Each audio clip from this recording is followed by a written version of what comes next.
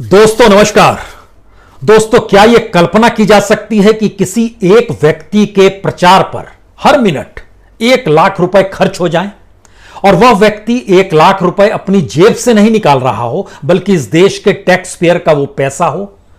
और अगर उस प्रचार में इस देश के भीतर होने वाले चुनाव के प्रचार को भी उस शख्स के प्रचार से जोड़ दिया जाए तो फिर यह 1 लाख रुपए प्रति मिनट बदलते बदलते 2 लाख तक पहुंच जाए तो आप क्या कहेंगे। और यह सिलसिला कोई 1-2 दिन का ना हो बल्कि बरसों बरस का हो, यानी बीते 6 बरस का सच अगर कुछ ऐसा हो तो फिर आपके जहन में एक सवाल होगा, इतना पैसा किसी व्यक्ति के प्रचार पर क्यों खर्च किया जा रहा है। दूसरा सवाल होगा, यह पैसा जिन्हें दिया जा रहा है वो लोग कौन हैं। और तीसरा सवाल होगा, क्या पैसा इस देश में डेमोक्रेसी को नोटों की गड्डियों तले दबा के किया जा रहा है। यकीन जानिए तीनों सवालों का जवाब आज एक एक करके जरा आपके सामने रखते हैं, आप समझने की कोशिश कीजिए। क्योंकि इस देश के भीतर में न्यायपालिका हो, कार्यपालिका हो या विधायिका हो, उनको चलाने के लिए जो पैसा चाहिए, चाहे इस देश के चीफ जस्टिस हो, चाहे प्राइम मिनिस्टर ऑफ इंडिया हो, चाहे इस देश के आईएएस आईएफएस तमाम अधिकारी हो, इनको जो वेतन मिलता है, जो पूरा सिस्टम चलता है, यहां तक कि जो पार्लियामेंट भी चलती है जिस पर प्रति मिनट तकरीबन 2,60,000 रुपए खर्च होते हैं, वो पूरा पैसा टैक्स पेयर का पैसा होता है। यानी इस देश के लोगों की कमाई की हिस्सेदारी में वह इस देश को चलाने के लिए जो टैक्स देते हैं, यहां तक कि जो लोग कुछ सामान खरीदते हैं उसमें भी जो इनडायरेक्ट टैक्स दिया जाता है, वही पैसा एक साथ मिलकर इस देश के सिस्टम को चलाता है और भागीदारी सभी की होती है। लेकिन पैसे को खर्च करने में भागीदारी सिर्फ अगर एक व्यक्ति की हो जाए तो आप क्या कहेंगे। और अगर टैक्स पेयर के पैसे का इस्तेमाल कार्यपालिका, विधायिका या न्यायपालिका लोगों के हित में ना कर पा रही हो अपने सिस्टम को चलाने के लिए, तो सबसे बड़ी चुनौती इस डेमोक्रेसी में 4th स्टेट पर आती है। और आज हम जिक्र इसी 4th स्टेट का आपके साथ करना चाहते हैं, क्योंकि 4th स्टेट का मतलब वह मीडिया है जो जनता के सवालों को उठाता है या सरकार द्वारा लिए गए निर्णयों के असल में हकीकत में जमीन पर क्या असर हो रहा है इसको वो परखता है। या फिर कुछ ऐसे मुद्दे जो इस देश के दूरस्थ इलाकों में या शहरी इलाकों में भी लोगों के सामने होते हैं, चाहे वो स्टूडेंट्स हों, चाहे वो प्रोफेसर्स हों, चाहे वो वकील हो, चाहे वो किसी भी इंस्टीट्यूशन से जुड़ा हो, या फिर किसान ही क्यों ना हो, चाहे खुदकुशी करता हुआ मजदूर किसान की बढ़ती तादाद क्यों ना हो। मीडिया इन मुद्दों को रखता है जिससे सरकार पर एक दबाव पड़ता है। और उस मीडिया को देखते हुए जनता इस बात को गर्व के साथ महसूस करती है कि उसके मुद्दे अब इस मीडिया में आ गए तो सरकार पर दबाव पड़ेगा। लेकिन खेल उल्टा हो गया। खेल यह हो गया कि बीते 6 बरस में सरकार ने सत्ता में आते ही पहला काम यह किया कि हमारे लिए काम करना शुरू करो, सिर्फ हम ही को दिखाओ, हमारी नीतियां ही बताओ, हमारे द्वारा किए गए ऐलान को ही आखिरी सच मान लो। जमीन पर जाकर रिपोर्टिंग करने की जरूरत नहीं है, लोगों से संवाद बनाने की जरूरत नहीं है, उन लोगों के सवाल कोई सामाजिक संगठन, कोई एनजीओ, यहां तक कि अपोजिशन पार्टी भी उठाती है, उसको दिखाने की जरूरत नहीं है। क्योंकि दिखाओगे तो यह जो पैसे और नोटों की गड्डियों की आवाजाही है विज्ञापन के तौर पर वह खत्म कर दी जाएगी। टैक्स पेयर के पैसे से मीडिया नहीं चलता है। मीडिया का कंज्यूमर जनता होती है, जनता उसे देखती है और उसके बाद विज्ञापन दाता जो होते हैं वो पैसा देते हैं, अपने माल को सेल करवाते हैं उस कंज्यूमर के पास जिस कंज्यूमर को मीडिया देखकर समझ में आता है कि हां ये चीजें ठीक है या गलत है। लेकिन झटके में इस देश के भीतर में अगर ऐसी क्राइसिस की स्थिति आ जाए कि कंज्यूमर का रोल बदल जाए, गवर्नमेंट ही कंज्यूमर हो जाए, गवर्नमेंट ही मालिक हो जाए, वही अपने तौर पर इस रूप में मीडिया को चलाने भी लगे और मीडिया को पैसा भी देने लगे, तो आप क्या करेंगे। इस 4th स्टेट के भीतर उठने वाले सवाल क्या वाकई जनता से जुड़े होते हैं या सिर्फ वाहवाही सरकार की होती है। विपक्ष और पॉलिटिशियंस की स्थिति, जो विपक्ष में बैठे होते हैं उनको दिखाने की स्थिति में नहीं होते हैं, तो विपक्ष सोचता है हमें कोई देखेगा ही नहीं तो हम सड़क पर क्यों उतरे। यह स्थिति कमोवेश इस देश के तमाम विपक्षी दलों की हो चली है, नेताओं की हो चली है। लेकिन आज इसका जिक्र नहीं, आज तो इस बात का जिक्र कि जरा समझिए कि कैसे मीडिया धीरे धीरे सरकार की गिरफ्त में गया और सरकार के हिसाब से जब मीडिया चलने लगा तो फिर धीरे धीरे उसने हर उस मुद्दे को उठाना बंद कर दिया जो लोगों से जुड़े थे। उसने धीरे धीरे ड्रामा क्रिएट किया। उसको ये जब महसूस हुआ कि ये सरकार भी फेल हो रही है, सरकार भी सही मुद्दों को उठा नहीं पा रही है, सरकार की बातों में दम नहीं है, तो उसने चीजें और इंटरटेनमेंट की दिशा में जाकर डिरेल्ड कर दी। जैसे मौजूदा वक्त में एक मामला सुशांत का है। आपको यहां पर जानकर हैरत होनी चाहिए, जब मंदिर पूजन, भूमि पूजन हो रहा था 5 अगस्त को, उसको देखने वालों की तादाद 16 करोड़ थी। 16 करोड़ लोग, कोई भ्रम ना पालिएगा, 16 करोड़ घर नहीं, 16 करोड़ लोग देख रहे थे। बीजेपी को वोट मिले थे 23 करोड़। सुशांत मामले को देखने वाला जब औसत निकाला गया एक हफ्ते का, तो पता चला कि इस देश के भीतर में लगभग 18 करोड़ लोग लगातार सुशांत के मामले को देख रहे हैं। तो सुशांत जैसा मामला भी मंदिर पूजन को ओवरलैप कर गया। चीजें जब डिरेल्ड होंगी तो हर स्तर पर होंगी, लेकिन उससे पहले किस तरीके से मीडिया को पहले अपने हाथ में लिया जाता है। मई में सरकार शपथ लेती है, 2014 को नरेंद्र मोदी प्रधानमंत्री बनते हैं 26 मई को, और उसके बाद जून 2014 के बाद से इस देश में प्रचार प्रसार का सिलसिला शुरू होता है। इसके 3 हिस्से हैं। पहला हिस्सा, सीधे सीधे सरकार ने अपने बजट में कितना पैसा प्रचार पे लगा दिया। दूसरा हिस्सा, अलग अलग योजनाओं के जरिए कितना पैसा सरकार ने प्रचार में लगा दिया। तीसरा हिस्सा, इलेक्शन का हिस्सा, राज्यों के इलेक्शन का हिस्सा, और 2019 के लोकसभा इलेक्शन का हिस्सा, जिसमें प्रचार में भारत के इतिहास में सबसे ज्यादा पैसा खर्च हुआ। पहले इसको समझ लीजिए। जून 2014 से मार्च 2015 पहले फाइनेंशियल ईयर में 935 करोड़ 54 लाख रुपए प्रचार के लिए दिए गए, जिसमें टेलीविजन यानी न्यूज मीडिया, न्यूज चैनलों के लिए 448 करोड़ 97 लाख रुपीस था, प्रिंट मीडिया के लिए 424 करोड़ 85 लाख रुपीस था, और बाकी आउटडोर पब्लिसिटी का अलग हिस्सा था। अब देखिए वो कैसे सिलसिलेवार तरीके से बढ़ता है। 2015 के अप्रैल से लेकर 2016 के मार्च में वो 935 करोड़ बढ़कर 1171 करोड़ होता है। अप्रैल 2016 से मार्च 2017 तक वो बढ़ के 1263 करोड़ होता है। अप्रैल 2017 से मार्च 2018 तक पहली बार यह कम होता है। सारा ध्यान उत्तर प्रदेश के चुनाव पर जा चुका था, उस प्रोसेस को जिया जा रहा था, वो पैसा वहां पर डाइवर्ट था, तो तकरीबन 1000 करोड़ रुपए खर्च होते हैं। लेकिन जब लोकसभा का इलेक्शन आता है, इलेक्शन ईयर में, यह संख्या बढ़कर 18-19 में, यानी अप्रैल 18 से लेकर मार्च 19 तक में बीच में 1585 करोड़ 46 लाख रुपए खर्च होते हैं। अगर इन सब को आप जोड़ देते हैं 5 साल में, तो लगभग ये निकलकर जो आपके सामने आएगा, ये निकलकर टोटल आपके सामने आएगा 5910 करोड़। 5 साल में ये खर्च हुआ है, सिर्फ सरकार द्वारा दिए गए बजट का वो हिस्सा जो प्रचार के लिए ही दिया गया, जिसको आरटीआई से निकलवाया गया। सरकार ने कहा हां हमने इतना इतना खर्च किया है। इतने दिनों में, यानी जिस वक्त सरकार बनी तब से लेकर दिसंबर 2019 तक टोटल दिन जो होते हैं वह 2039 दिन होते हैं।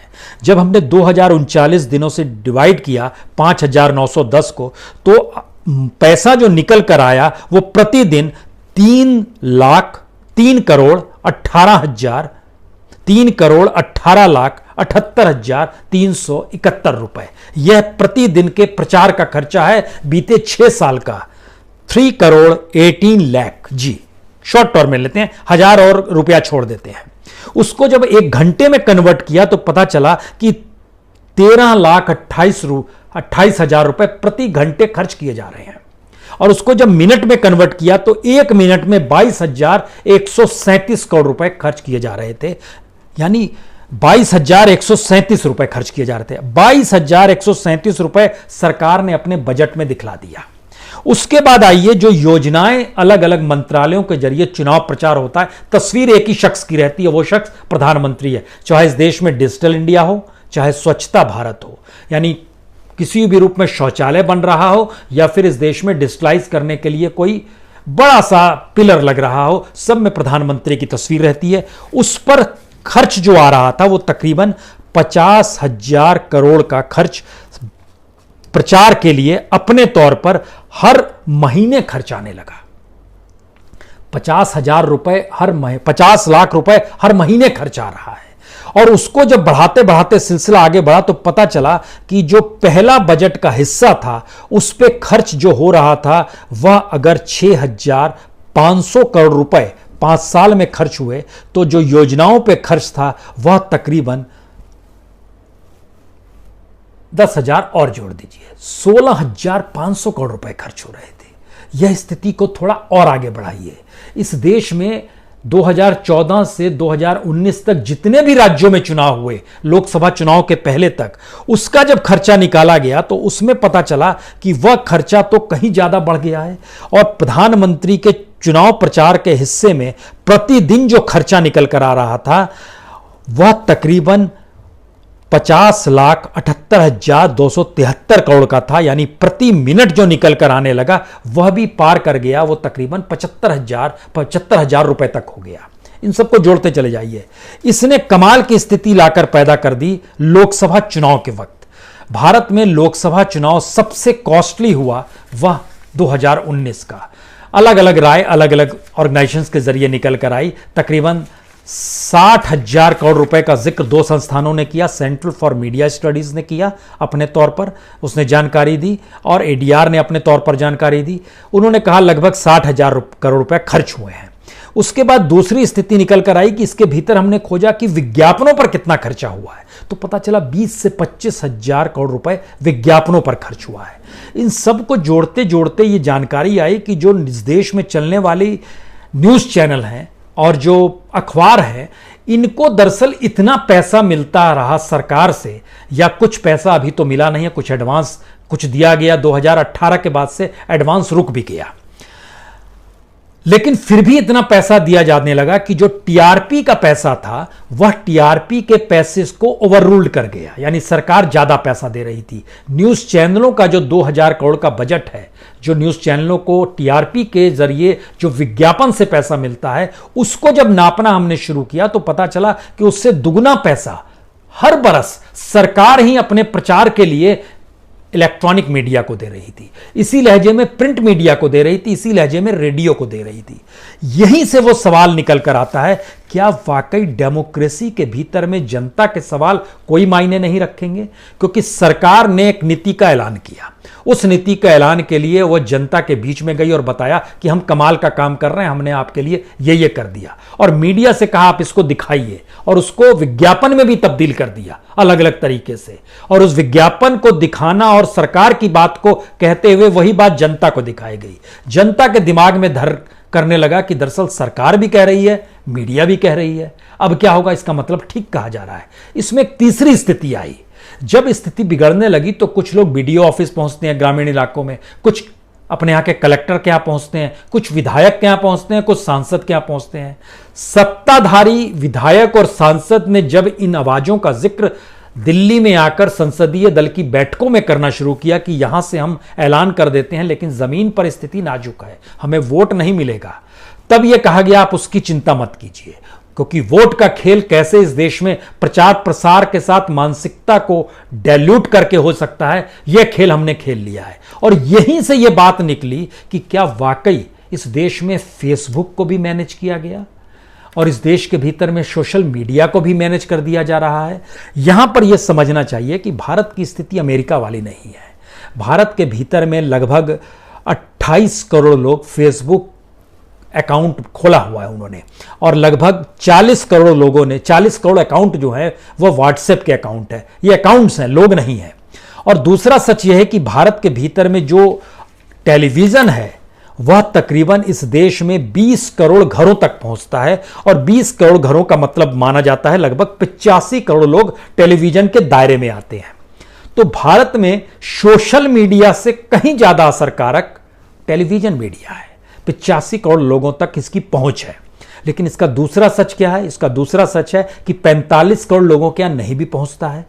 तीसरा सच क्या है? तीसरा सच है कि सरकार द्वारा दिखाए गए प्रचार प्रसार को कोई कितना देखता है, या सरकार जिन माध्यमों को जिक्र करती है, कि जैसे राम मंदिर का हमने आपसे जिक्र किया, राम मंदिर भूमि पूजन को सबसे ज्यादा लोगों ने देखा, और इसको बाकायदा प्रसार भारती ने जब जारी किया तो उसने बताया 16 करोड़ लोगों ने देखा।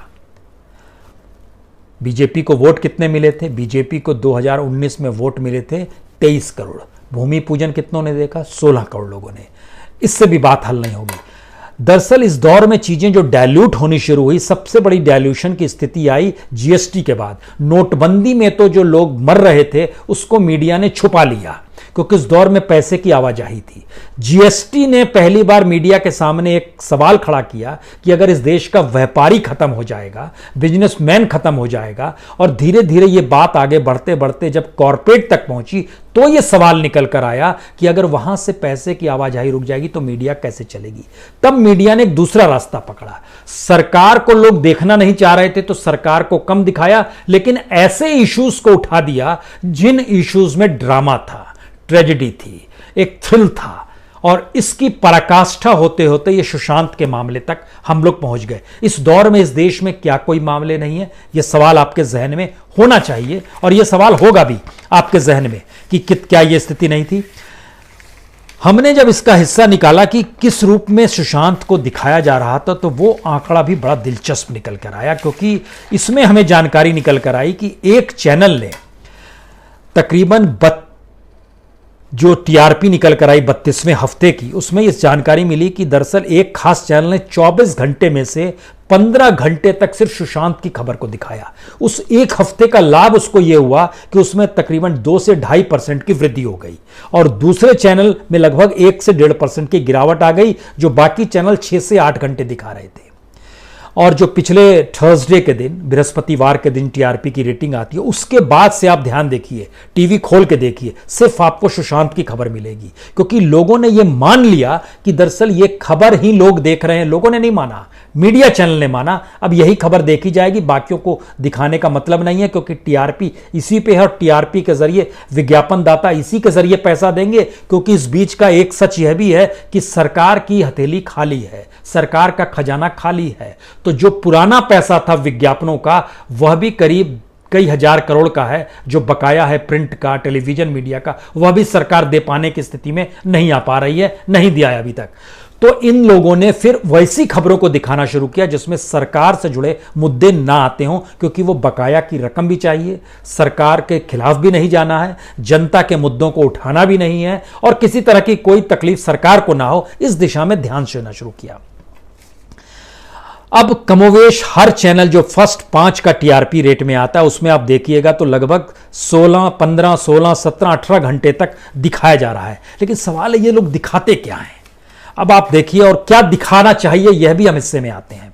जैसे सुशांत को लेकर उसका प्यार दिखलाते हैं, उसके मित्र की जानकारी देते हैं, उसके साथियों की जानकारी देते हैं, सहयोगियों की जानकारी देते हैं, साथ काम करने वालों से पूछताछ करते हैं, परिवार के सदस्य कौन थे, घर का नौकर कौन था, खाना बनाने वाला कौन था, घर का ताला किसने तोड़ दिया, एम्बुलेंस वाला कौन था, ड्राइवर कौन था, घर में कौन आता था, फिर फोन के डिटेल्स लेकर आते हैं, आधे घंटे वही चलता है, बैंक स्टेटमेंट आता है, किसका पैसा किधर गया यह भी निकल कर आता है, उसने कहां कहां सफर किया यह भी निकल कर आता है, उसके कुछ पुराने वीडियोस निकल कर आते हैं। थोड़ा सा सीरियस होते हैं तो बॉलीवुड में घुसते हैं, बॉलीवुड के लोगों से चकाचौंध थोड़ी और जोड़ते हैं। कुछ सीरियस होते हैं तो फिर मुंबई पुलिस के दायरे में लेकर आते हैं, वो क्या कर रही थी, कैसी जांच।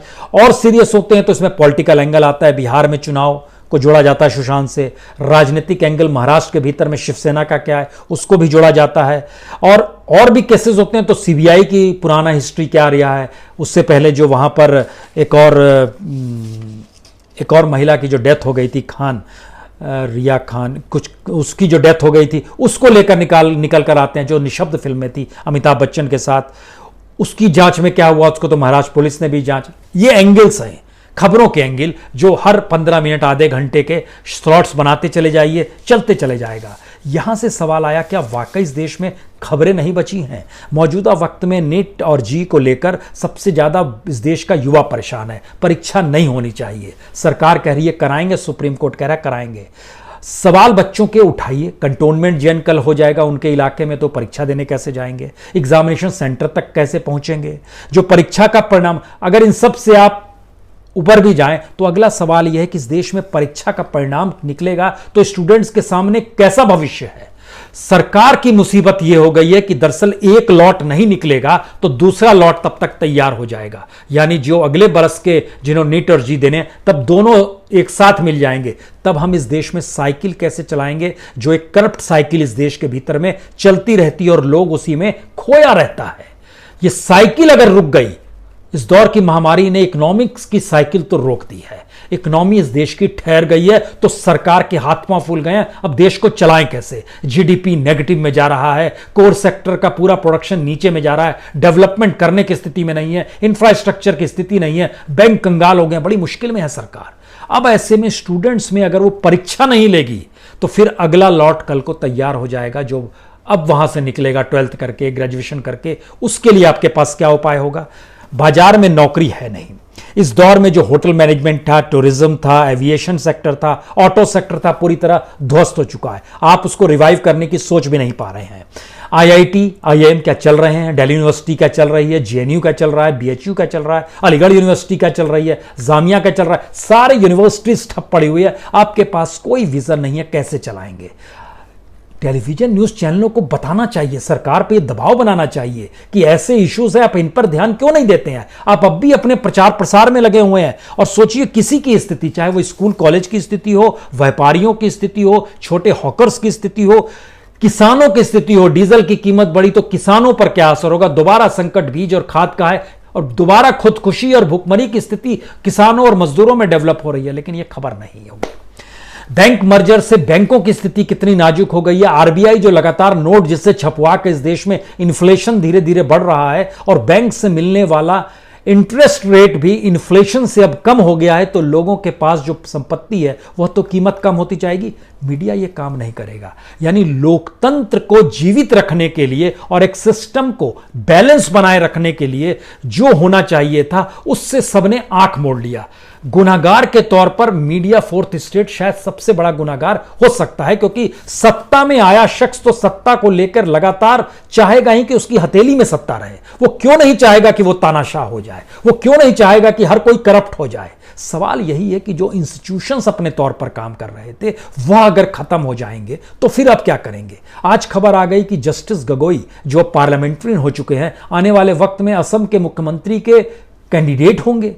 अब कल्पना कर रहे हैं कि हमारे सारे इंस्टीट्यूशंस धीरे धीरे पॉलिटिकलाइज हो जाएं। कोई भी कहीं से आकर बोलेगा कि अच्छा आपकी कोई साख है, कोई वीसी बोल दे, कोई जस्टिस बोल दे, कोई सीबीआई का डायरेक्टर बोल दे, किसी अखबार या न्यूज चैनल का संपादक बोल दे। पॉलिटिशियन क्या बोलेगा? चुनाव लड़ लीजिए, चुनाव लड़कर देख लीजिए। हमसे कहा जाता है आप चुनाव क्यों लड़ लेते हैं अगर आपकी बात में इतना दम है। यानी चुनाव ही इस देश का आखिरी मंत्र है और चुनाव में सत्ता पाने के बाद खुद को टिकाए रखने के लिए आपने एक ऐसी व्यवस्था कर दी कि नोटों की गड्डियां भी आप दे रहे हैं। वो टैक्स पेयर के पैसे के जरिए प्रचार करते हुए इस देश में डेमोक्रेसी को दफन किए जा रहे हैं। एक ऐसी स्थिति आ गई है, यकीनन ऐसी स्थिति आ गई है, क्योंकि यह डराने वाली स्थिति मौजूदा वक्त में इसलिए डराती है क्योंकि यह कल्पना के परे है।